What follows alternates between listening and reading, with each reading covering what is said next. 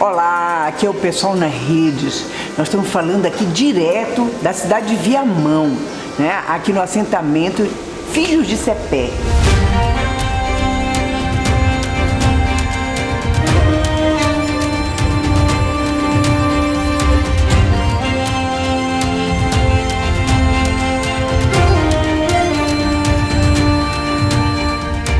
Esse programa é um programa especial sobre MST. Está sendo atacado pelo agronegócio, que expulsa o pequeno produtor do campo e é acolhido pelo MST para fazer produção orgânica, produção sem veneno, produção para botar no prato do brasileiro.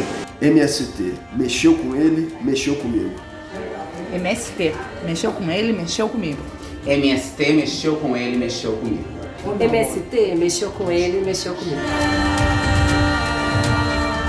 Olá, é pessoal nas redes, hoje com um convidado do movimento social de uma importância fundamental, não só para o Brasil, mas na América Latina, que é o MST. Estamos com Gilmar Mauro. Gilmar Mauro é coordenador nacional deste grande movimento, que é um orgulho para nós brasileiros. Muito obrigada pelo teu tempo, né? Aqui, disposição aqui do pessoal nas redes. Gostaríamos já de passar diretamente a um questionamento aqui sobre o papel do MST nessa conjuntura tão complexa. CPI, para nós, eu brinco, Berna, que eu estou mais preocupado com a minha gripe e a gripe do povo brasileiro que com a CPI do MST. Porque, no fundo, não tem objeto de análise, não tem nenhuma questão para ser investigada, é gasto de dinheiro público, por um lado, por outro, será a quinta CPI contra o MST.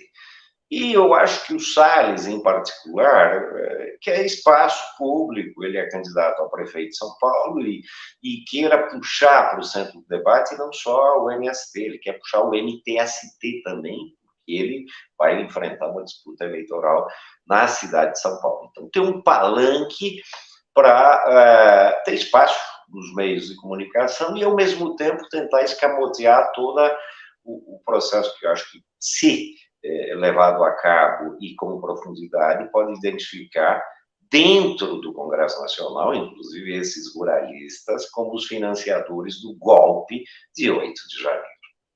Agora, sobre o tema da reforma agrária da terra, é uma questão histórica, eu sempre brinco também. Olha, a reforma agrária é uma bandeira burguesa da Revolução Francesa, uma aliança da burguesia nascente com o campesinato que derrotou o feudalismo, e a burguesia se aliou ao campesinato, que precisava força política, precisava produção de alimentos, de matérias-primas, e precisava mercado. E em várias partes do mundo se fez reforma agrária clássica ou com revolução, né?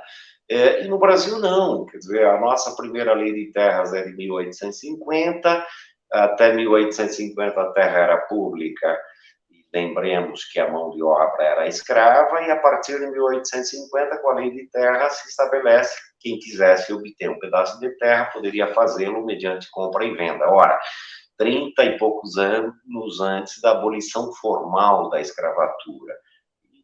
Os escravos saíram daquela condição, evidentemente que nunca tiveram condições de ter acesso à terra. Genericamente podemos dizer, nós nascemos colônia, uma primeira distribuição em capitanias hereditárias, passamos para as sesmarias e o latifúndio se conformou e persiste até hoje.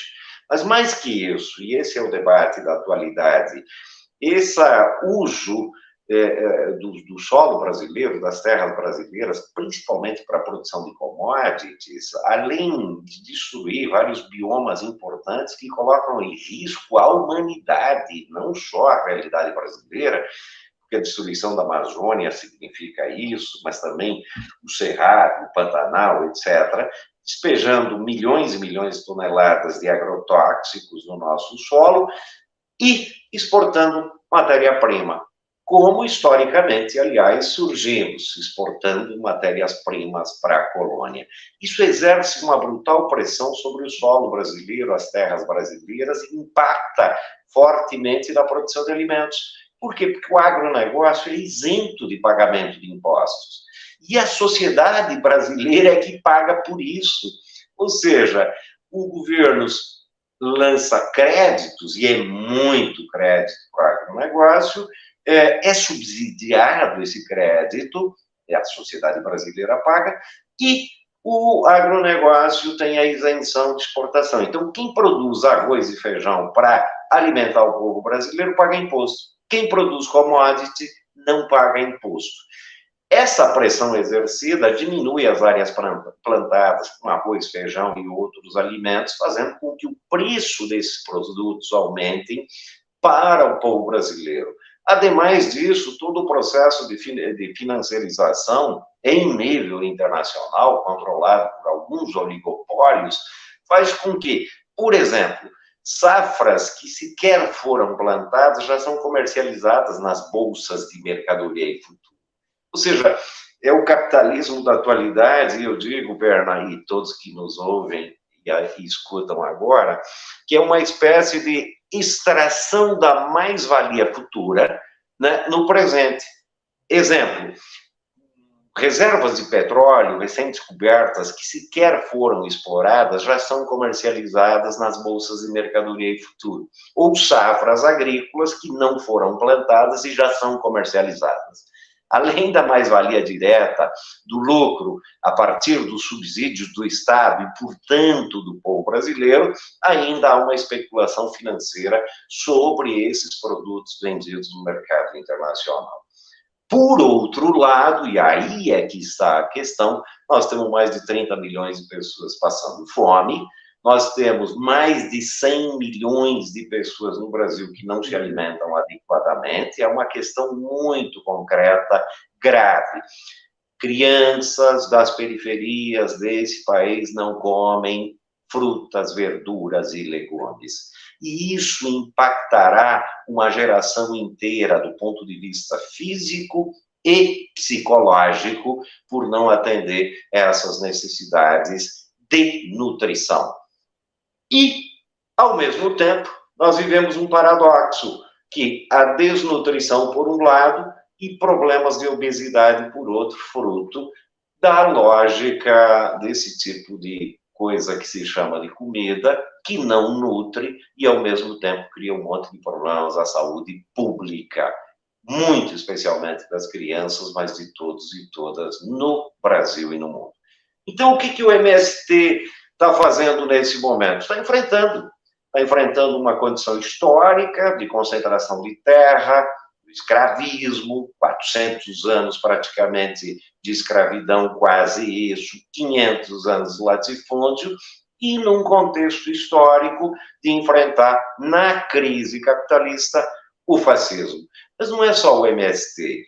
Eu acho que são todos os setores progressistas, e foi muito correto essa unidade que ocorreu no último período, com os vários problemas que tivemos e temos para enfrentar o fascismo. E nós vamos ter que enfrentar com mobilização popular. Não dá para deixar só para o Congresso, não dá para deixar só para o governo, é preciso criar condições de mobilização de todo o movimento popular, sindical, partidos progressistas, para nós enfrentar os problemas desse tempo histórico. Enfrentar a CPI do MST, sim, mas enfrentar os problemas políticos que estão sendo postos por esse Congresso extremamente conservador que nós temos na atualidade. É isso aí, Gilmar. Essa CPI do MST nós vamos transformar em CPI do agronegócio, né? Porque eles estão destruindo o meio ambiente. Aqui no Rio Grande do Sul, nós temos cidades que já estão com 18 horas por dia sem fornecimento de água. As pessoas, às vezes, veem a Amazônia como algo lá distante. Olha, uma árvore grande da Amazônia coloca 300 litros de água por dia na atmosfera, além de colocar pequenas partículas que ajudam, né, na conformação das moléculas. Para a gente ter uma ideia, a floresta amazônica coloca mais água na atmosfera do que o rio Amazonas no Oceano Atlântico.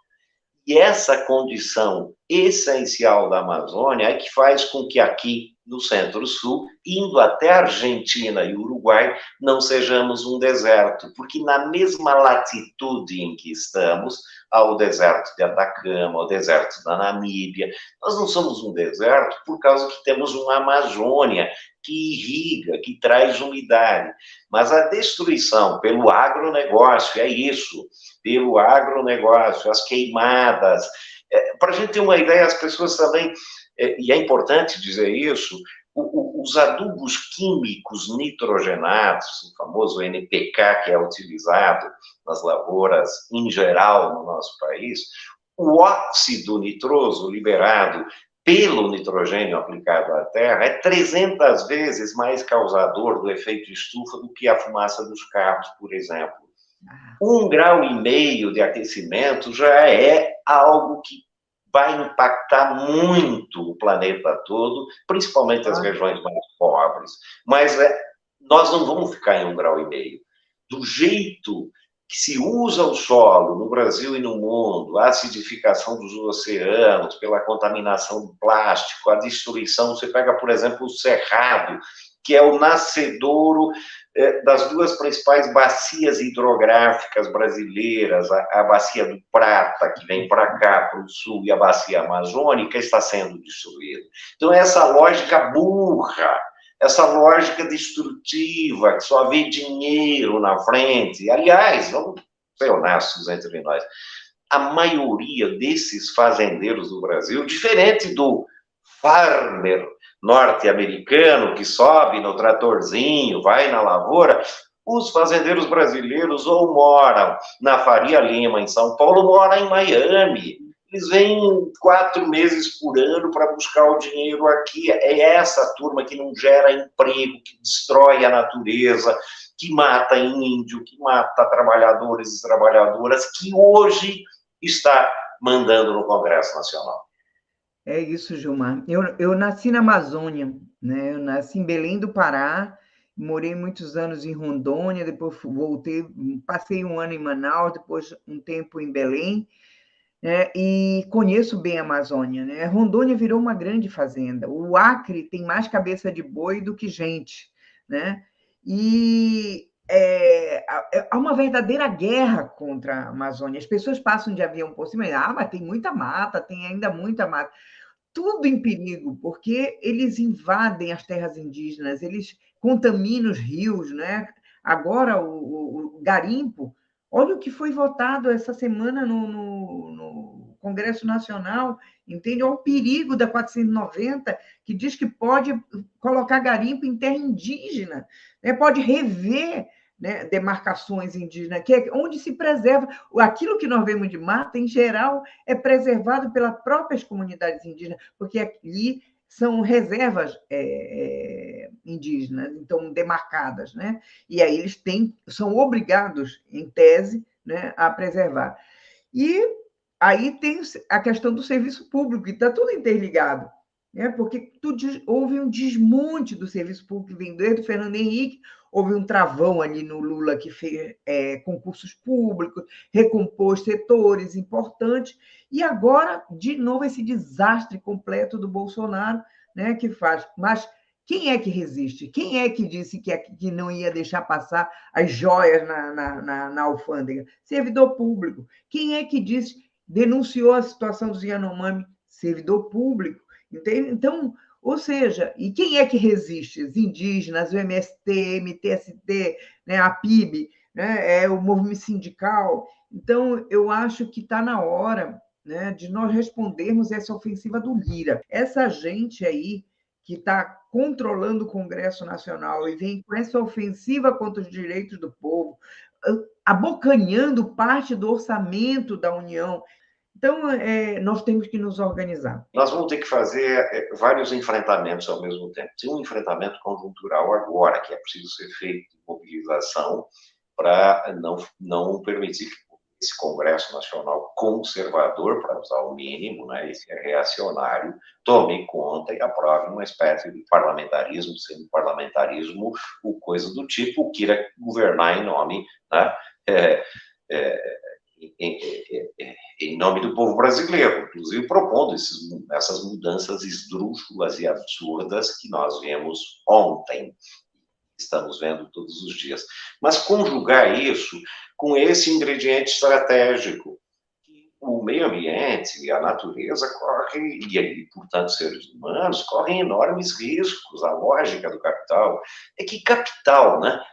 Você sabe, eu sei, capital só é capital se acumular e expandir. Senão não é capital. E para isso, o centro é a busca do lucro. E para buscar o lucro, transforma tudo e todos em mercadorias, extrai matérias-primas, produz um monte de quinquilharia com prazo de validade pré-definido, pré-determinado, e devolve lixo e destruição, que é o que nós estamos assistindo no Brasil e em várias partes do mundo. Então, o movimento sindical e popular, e eu tenho defendido isso muito fortemente, não dá para separar a luta econômica corporativa da luta política. É claro que uma organização, e essa é a tarefa nossa, né, e você sabe disso, que uma organização que não responde às necessidades da sua categoria, ela não tem sentido de existir para a categoria. Então, o Sindicato de Servidores Públicos, por exemplo, vários sindicatos vão ter que defender a categoria nas suas questões corporativas. A MST vai ter que fazer ocupação de terra. É para isso que ele nasceu, não dá de parar de fazer, né? Mas é conjugar isso com luta política, é conjugar isso com projeto estratégico. Não dá para separar o projeto estratégico do presente. A agricultura nos ensina uma coisa bem simples, né? Quer colher abacate? Plante abacateiro. É assim. Ou seja, se nós quisermos construir uma outra sociabilidade, é preciso semear aqui e agora. Se a gente quiser superar o machismo, xenofobia, racismo e um monte de preconceitos, é preciso fazer aqui e agora. Então, nós vamos ter que, conjuntamente, fazer a luta cotidiana, fazer o enfrentamento conjuntural, mas, ao mesmo tempo, colocar em perspectiva esse projeto para a gente dialogar, principalmente com a juventude. Eu acho que os principais prejudicados pelas destruições causadas ao meio ambiente sequer nasceram ainda vão nascer. Mas como que a gente faz esse enfrentamento agora? E aí, para concluir, Berna, eu acho que nós precisamos mudar também coisas do nosso método. Eu pego o exemplo agora da feira. Sabe, na feira passaram 320 mil pessoas. Passaram lá, alguns compraram, outros não, outros vieram por uma atividade cultural, outro conterrâneo teu, muito gente boa que esteve lá, Zé Cabaleiro, tive a oportunidade de falar com ele, de conversar, uma figuraça.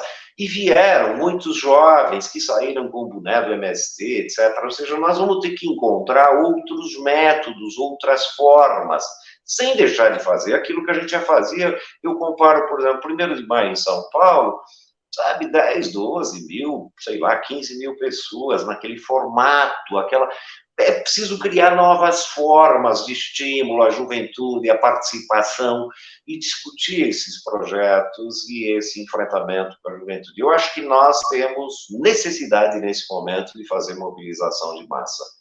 E, para isso, é chamar todo mundo, eu concordo. Sabe, não tem ninguém melhor do que ninguém.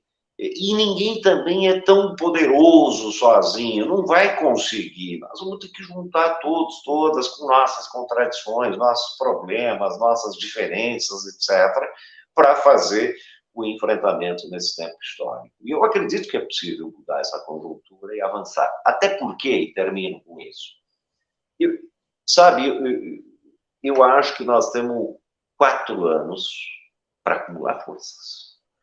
8 anos com muita sorte, com muita sorte. Tem gente dizendo que a gente nem vai ter 4 anos. E depois se apresentará uma nova disjuntiva. Ou nós temos capacidade de construir um projeto popular, ou a direita retoma. É simples assim. Nosso desafio é grande, mas eu acho que nós temos condições, sim, de reverter.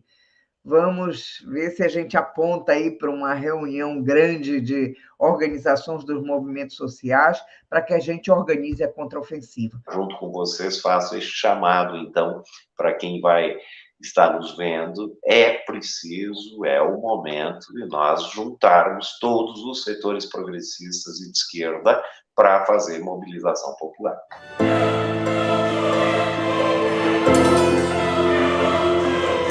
CPI do MST é uma farsa. Mexeu com o MST, mexeu comigo, mexeu com o povo brasileiro. MST mexeu com ele, mexeu comigo. MST mexeu com ele, mexeu comigo.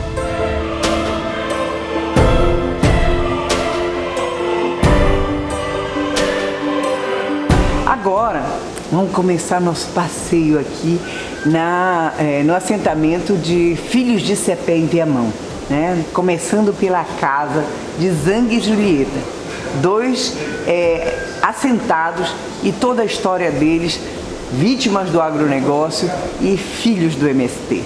Quantos anos, quanto tempo, como é que começou isso? Qual a história de vocês? Nós vivíamos em cima de 8 hectares de terra. Quando nós casamos, a gente foi morar junto com a sogra. Ficamos 1 ano e meio com ela. E essa terra era uma herança que meu pai deu, né? Para 4 filhas, ele deu 8 hectares de terra. Aí nós se organizamos e fomos morar em cima da nossa terra. E eu ajudei a roçar mato e tudo. Comecemos assim do zero. Montemos um galpãozinho e comecemos a trabalhar. E ali nós vivemos 16 anos. Nasceram nossos 3 filhos lá. Aonde, Julieta? Em Santa Maria Gorete, Iraí. Ah, desculpa que não falei de onde. Lá no norte, a 500 quilômetros aqui. Iraí. E o lugar onde a gente foi morar foi Santa Maria Gorete. Então a gente viveu 16 anos ali e nós produzia muito, muito. E criava porco. O caminhão encostava ali e carregava... assim, uma caminhonada de porco, nós tínhamos sempre bastante vaca de leite, fazia muito queijo.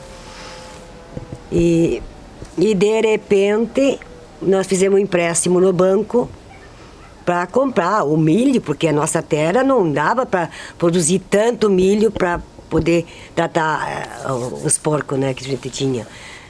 E daí a gente sempre tinha que comprar alguma coisa. Nós fizemos um empréstimo no banco.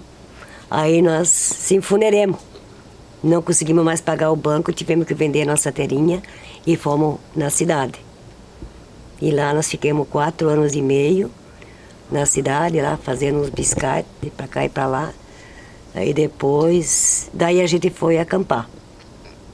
Muita luta, 2 anos debaixo de uma lona preta. Se alguém disser que é bom, dizer que os vagabundos estão lá só para ganhar terra, para ganhar comida, vão lá debaixo de um baraco para ver. Dia de sol quente, porque lá a gente só usava vela, né? A vela, ela se dobrava de calor, assim, ó. E quando era frio, a lona pingava tudo no rosto da gente, o sereno, sabe, a umidade. Então, se alguém acha que isso é bom, experimenta, vai acampar. A gente ficou 2 anos acampados. Fizemos muitas lutas, sempre enfrentando o latifúndio, né? O governo Brito na época, né? E até que nós chegamos até aqui. E aqui também foi difícil no começo, né? Daí agora tu conta. Eu tenho muito orgulho de dizer que eu sou do MST. Porque lá no fundo eu também sou filho do agronegócio. Porque foi o agronegócio que me mandou para o MST. Foram eles que me expulsaram do campo. Foi o agronegócio que me tirou lá da minha terra, onde eu estava morando, muito tranquilo e feliz, criando meus filhos. Então, também sou filho do agronegócio. Assim como milhões de brasileiros são fruto do agronegócio. O agronegócio é responsável pelas favelas, porque o povo podia estar no campo. A concentração de terra fez com que esse povo teve que migrar, que nem nós. Migramos para a cidade e graças ao MST que a gente conseguiu se encaixar na luta e fomos para a luta e conquistamos tudo que nós temos até hoje na luta, na organização, né? Por isso que a gente tem orgulho do MST, porque o MST não faz a reforma agrária, quem tem que fazer a reforma agrária é o Estado. É o governo. Então o MST, ele organiza, ele conscientiza, ele faz com que as pessoas criam consciência e vão para a luta. Porque aquela pessoa que vai para a cidade e vai para a favela, desempregado, ela também é um sem terra. Só que daí ela não aparece. Aí ela vai para a cadeia, ela vira... É isso que os agronegócios gostam. Produzem, né? Que, olha lá o bandido, olha lá... Não, nós lutamos com a paz, nós lutamos para que a gente não usa violência nem arma. Quem usa arma é o agronegócio. Porque eles que se armam e se defendem a propriedade por arma. Nós defendemos a nossa propriedade por a organização. Para isso que a gente está aqui. Porque a gente não grita na violência. A gente grita no amor, na paz, na confraternização, no trabalho, né? E não na violência. A violência só traz violência. Se a arma resolvesse, na favela não tinha problema, né? Que as armas estão lá, né? Aqui não tem arma, aqui tem trabalho, né? Isso que você vê aqui é trabalho. No acampamento a gente tem a solidariedade da sociedade. Mas no assentamento, a sociedade ela se afasta e ela oprime a gente. Eles querem que a gente mostre o serviço e o trabalho já no primeiro dia. Então, como a gente chega no assentamento sem recurso e já desgastado, tu vai fazer o quê? Então, os primeiros 4, 5 anos, nós tivemos que lutar para construir nossa casa, nossa rede de luz elétrica, construir nossa água, porque aqui era um deserto. Aqui o agronegócio tinha acabado com a natureza. Hoje vocês vejam bem a natureza que nós temos. Está aqui. Aqui só tinha grama e formiga. Então, esse é o fruto do agronegócio. Depois que eles não têm mais o que fazer, eles abandonam, que nem essa fazenda aqui. Aqui tinha um dono e que comprava nos Estados Unidos, não aqui em Águas Claras. Quantos hectares são aqui? 9.560. Quase 10 mil hectares. Tem muitos municípios do Rio Grande do Sul que não têm o tamanho do assentamento, que era um dono que tinha 12, 13 empregados aqui, né? E ele usufruía o quê? Qual era a economia que Águas Claras tinha com isso aqui? Hoje tu vai fazer uma pesquisa aqui em Viamão, o quanto esse assentamento trouxe de progresso para Viamão. Não sei como alguém pode ser contra, porque se nós temos hoje em torno de 1.000 pessoas, se 1.000 pessoas, cada um compra um chinelo, um par de chinelo, são 1.000 par de chinelo que o comércio vende. Então, exemplo, né? Se tem 1.000 geladeiras, 1.000 fogão, 1.000... Todo mundo compra e todo mundo vende, e todo mundo faz a economia crescer. A Águas Claras cresceu uma barbaridade. Os mercados que você pergunta ali, eram os mercadinhos quando nós chegamos aqui. Hoje são grandes shopping. Claro que não é só nós, mas a Águas Claras cresceu como um todo. Mas é só pensar por exemplo, aqui tem hoje mais de 500 casas. Pergunta para as madeireiras quanto material eles estão vendendo, só pare um pouquinho para ver quanto material entra aqui todo dia. Então, este é o desenvolvimento. Eu acredito que o Brasil tem jeito. Acreditando nisso, porque aqui a gente não produz só comida, a gente produz vida. Vida em abundância, porque o que você tem de micro-organismo, o que você tem de inseto, de natureza aqui, você não vê no agro. Eu te dou tudo que eu tenho de presente se você, lá no meio de uma lavoura de soja, encontrar uma minhoca, encontrar uma borboleta, encontrar uma abelha, encontrar vida. Lá só tem soja e morte. Não tem nada de vida. Então eles não produzem vida. Eles até podem produzir soja para as vacas lá do exterior, né? Mas vida eles não produzem. E aí eles querem ser dono do Brasil, dono do Estado. Eles querem ser dono do Estado. E reproduz veneno, Se nós tivéssemos o mesmo apoio que o agronegócio tem, nós produzíamos comida para o mundo. Nós não temos esse incentivo que o agro tem. Se a gente quer fazer, por exemplo, ir no Banco do Brasil, tirar um empréstimo para fazer um pareiral, para fazer uma horta orgânica, não tem recurso. Agora, se eu quero lá comprar uma ceifa de 1 milhão, tem.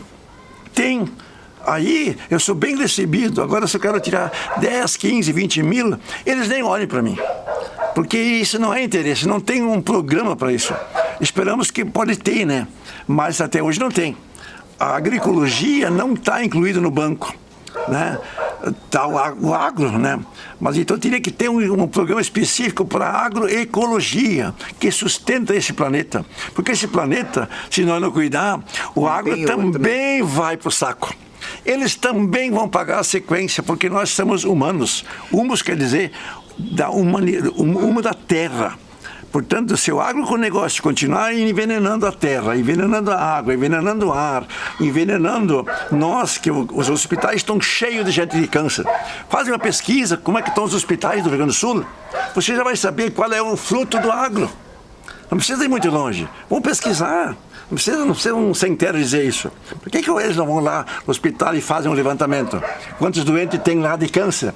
E a origem do câncer, de onde é que vem? Sabe? Então é isso que temos que fazer o debate, envenenada. Isso que temos que fazer o debate. Quem é que produz comida envenenada? Quem é que é da onde vem isso?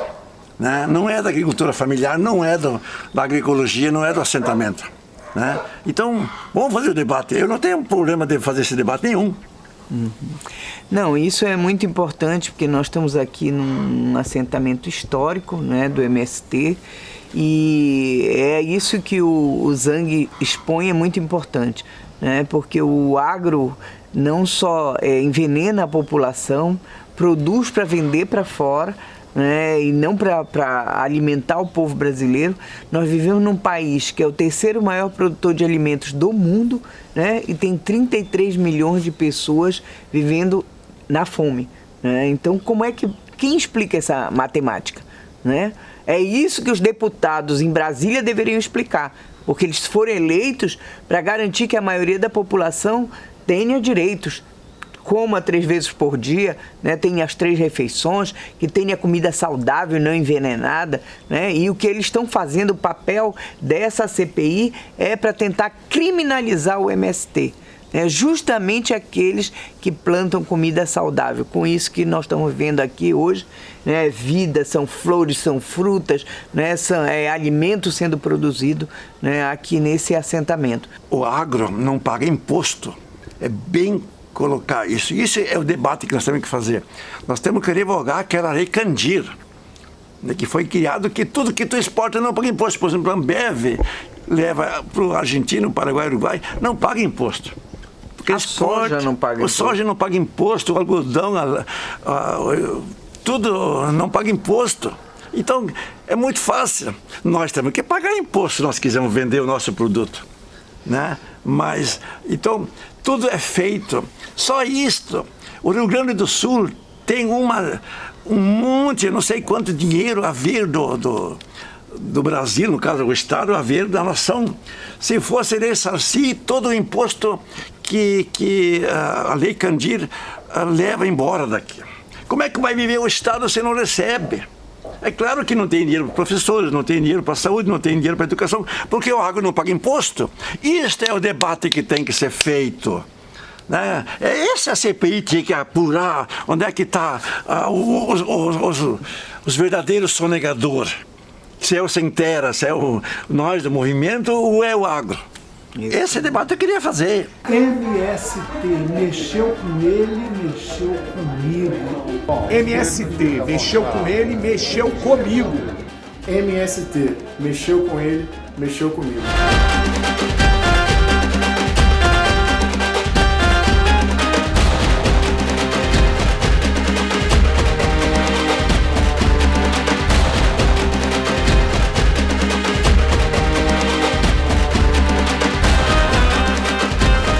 Estamos aqui, né, com esse casal maravilhoso, né, na cooperativa do arroz orgânico, e esse aqui é o centro cultural deles, onde tem toda essa produção, né, feita aqui nesse assentamento de filhos de Cepé, em Viamão.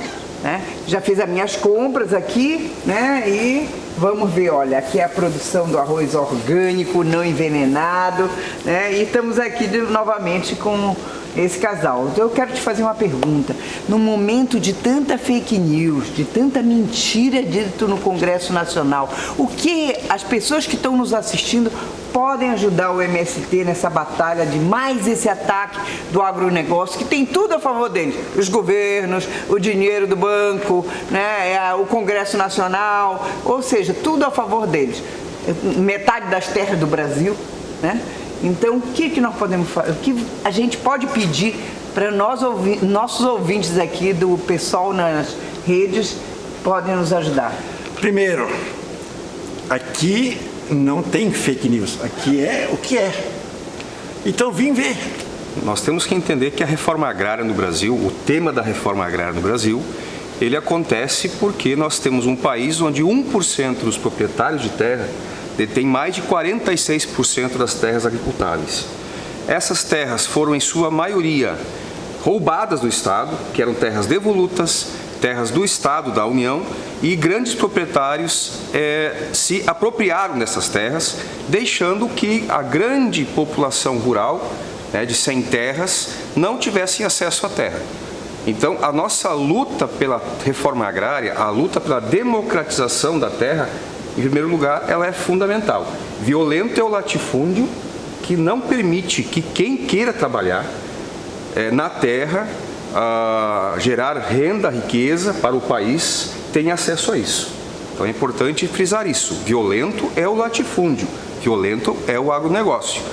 Em segundo lugar, nós do Movimento Sem Terra, quando temos acesso à terra, aos meios de produção, a vocação da reforma agrária é produzir alimentos.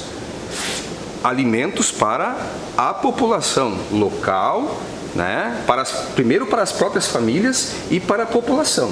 Então a reforma agrária ela é fundamental num país do tamanho do Brasil, com essas características sociais, onde os dados mostram que hoje 33 milhões de pessoas passam fome e muito mais que isso tem insegurança alimentar. Então a reforma agrária ela vem para isso, é para produzir alimentos, o arroz, o feijão, as hortaliças, as frutas, que o agronegócio, né, que é uma maquiagem do latifúndio, não produz. O latifúndio, o agronegócio, como já diz o nome, agronegócio, quer produzir renda, quer produzir dividendos. Não está interessado na real necessidade e demanda dos povos. Então eu entendo que nós aqui entendemos que a gente conseguiu evoluir para produzir, né? Produzir de forma agroecológica, sem veneno, sem depender das multinacionais, de forma organizada, em larga escala. Só que neste assentamento nós vamos produzir esse ano 7 mil toneladas de arroz, que é a principal frente produtiva. Mas além disso temos muita hortaliça, muita fruta, pequenos animais, muitos alimentos de consumo que a gente fala, e pensamos que é isso que tem que acontecer no Brasil. Fora latifúndio, fora agronegócio, né? Menos agronegócio, mais reforma agrária, mais produção de alimentos em grande quantidade para matar a fome do nosso povo. Uli, na verdade o assentamento de vocês é um orgulho para todos nós aqui, né? Porque vocês são um exemplo, vocês têm a agroindústria do arroz orgânico, vocês têm cooperativa, vocês têm produção de kombucha, produção de pães, vocês têm produção de mel, diversificada a produção, né? Que isso também protege a natureza. Vocês protegem o banhado aqui, que é muito importante, né? A água hoje é uma riqueza mundial, todo o próprio capitalismo está preocupado com isso, se adonar, né, das fontes de água. Como é que o MST vê essa questão da proteção da terra, da proteção do meio ambiente? Bem, o movimento entende que quem protege o meio ambiente são principalmente os povos originários, os povos ligados à terra, sejam eles os povos originários, os povos indígenas, né? Sejam eles os povos quilombolas, sejam eles os agricultores, né? Os pequenos agricultores, os que têm de fato vinculação com a terra, não como negócio, mas porque tem uma vinculação cultural. A agricultura é isso, é você ter uma atividade cultural com a terra, e isso demanda que o meio ambiente do qual a gente faz parte, a gente é meio ambiente, esteja preservado, esteja de forma que não haja um desequilíbrio na forma de fazer a gestão. Então, de fato, nós aqui temos uma experiência interessante, porque o assentamento, junto ao assentamento, tem uma unidade de conservação ambiental de mais de 2.000 hectares. Aqui no assentamento nós temos, por exemplo, o Cérvulo Pantanal, que só sobrou aqui e no Pantanal sul-mato-grossense. E a gente consegue, em equilíbrio com as unidades de gestão ambiental, com os gestores, fazer um trabalho onde a gente possa preservar o solo, né, preservar as águas, produzir e viver em equilíbrio. Então acho que esse fica o recado. Não é necessário destruir o meio ambiente para produzir alimentos. Isso é um mito que se criou, né, querendo sempre ter mais lucro. Nós temos que entender que a terra serve para a produção de alimentos, fundamentalmente, e é isso que o MST defende. Obrigada, parabéns aí pelo trabalho. Como eu disse, é uma honra, é um orgulho estar aqui com vocês hoje. Obrigado por poder compartilhar informações aí e que a população entenda a importância da reforma agrária do MST. Estamos aqui com o Adriano, que é morador de Viamão, mas não é só morador de Viamão, dessa cidade aqui onde fica o assentamento dos filhos de Cepé. Ele também é presidente do PSOL de Viamão. Eu queria saber, Adriano, como morador aqui da cidade, qual o impacto desse assentamento gigante, com tanta produção orgânica aqui, teve para a cidade de Viamão? Olha, Berna, é um orgulho a gente morar em Viamão e ter um assentamento que possa produzir comida de boa qualidade para a população. Mas a gente não consegue trazer do assentamento para a cidade porque as políticas municipais, as políticas estaduais, as políticas nacionais, elas querem boicotar o MST, querem boicotar o produto orgânico, querem boicotar as populações. A gente sabe que vem de dentro dos povos, vem de dentro da população de baixa renda, essa questão da fome, essa questão de trabalhar a humanidade, trabalhar as pessoas, trabalhar o coletivo.